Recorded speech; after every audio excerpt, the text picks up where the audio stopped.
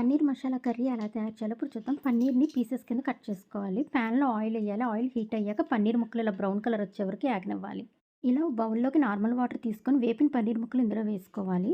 ఇలా వేసుకోవడం వల్ల ముక్కకి గ్రేవీ బాగా పడుతుంది. టేస్ట్ కూడా బావుంటది కర్రీ. అదే ప్యాన్‌లో ఆయిల్ వేసుకొని ఉల్లిపాయ ముక్కలు, టమాటా ముక్కలు వేపుకోవాలి. ఇలా వేగిన దాంట్లో జీడిపప్పు కూడా వేసుకొని ఇది చల్లారాక మిక్సీ చేసి పేస్ట్ చేసుకోవాలి.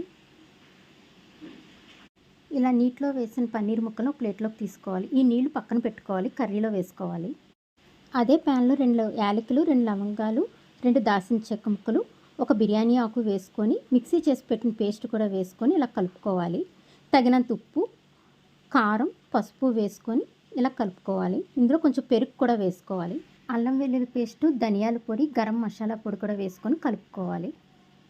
ఇప్పుడు ఇందాక పక్కన పెట్టుకున్నాం కదా పన్నీర్ ముక్కలు తీసిన నీళ్ళని ఈ కర్రీలో వేసుకోవాలి. ఇది ఉడుకుతుండగా పన్నీర్ ముక్కలు కూడా వేసుకోవాలి. ఇందులో కస్తూరి మెంతి కూడా వేసుకొని ఇలాగ ఒక 10 నిమిషాలు లో ఫ్లేమ్‌లో ఉడకనివ్వాలి. దింపే ముందు కొత్తిమీర వేసుకోవాలి. అంతేనండి, పన్నీర్ కర్రీ టేస్టీగా రెడీ అయిపోయింది.